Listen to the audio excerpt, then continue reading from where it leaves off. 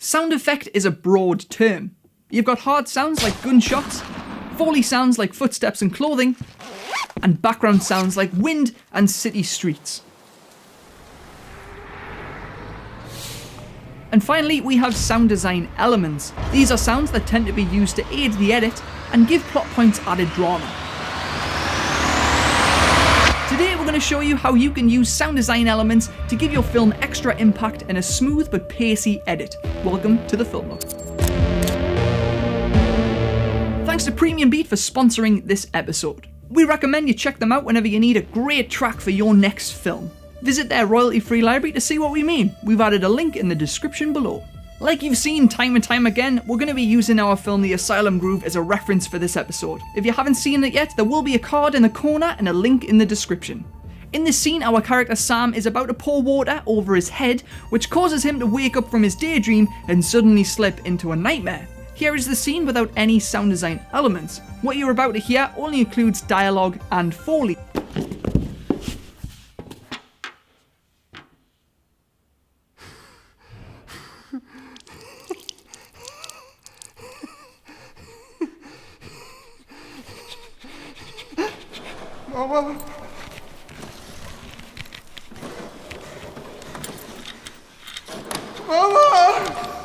In its current state, this scene feels lackluster. This moment is supposed to aggressively transport our character from his happy place to a dark place and invoke a strange mix of false realities, so we can start to layer up some sounds which will get us there.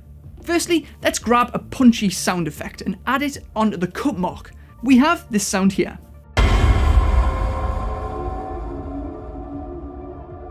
If we place this on the cut mark, it should give us that instant bang which we need. Let's hear what it does to the scene.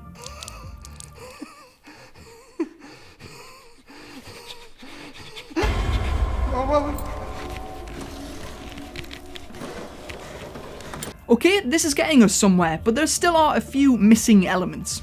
At the moment, the sound is sudden, and it almost feels like it's trying to be a cheap jump scare. So we need to include some suspense. We can add a sound element which will hint to the audience that something dark and mysterious is about to happen.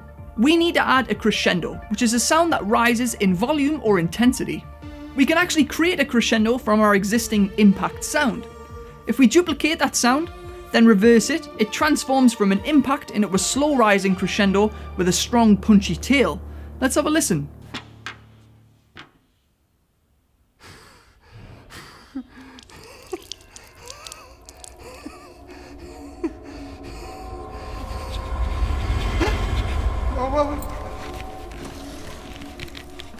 This is getting us a lot closer to our final product. All we need to do now is layer in some sounds and give them an extra punch. If you want to learn more about layering, you can find a video right here.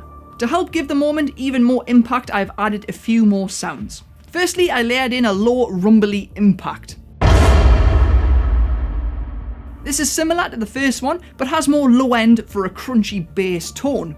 And to complement the first crescendo, I used a hissing impact sound which I reverse to get this. And I also added a very short attacking high frequency sound, a mouth click, recorded in a large room with lots of reverb. The mouth click is supposed to represent the exact moment of change for our character. To me, it feels like when a magician snaps their fingers and puts someone under their spell. For our character, he is snapping out of it. Let's listen to see what these sounds add to the scene.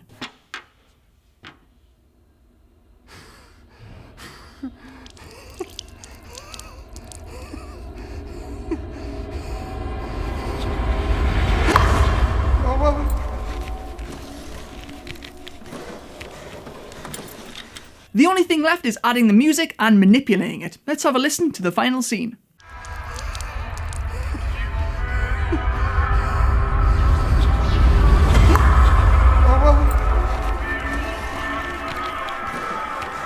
You can find some great sound design elements online, checking out websites like Freesound, Sonis and 99 Sounds. Look for free samples, get them downloaded and experiment. I've put links in the description below. If you want to know how we manipulated the song in the Asylum Groove to make it sound all freaky and evil, let us know in the comments below and we'll see about making an episode. If you want to see more sound design episodes like this, why don't you let us know by hitting the upvote? And if you didn't like this episode, be honest and give us a downvote. You can subscribe by hitting that orange lens cap right there, and remember to achieve it one sound at a time.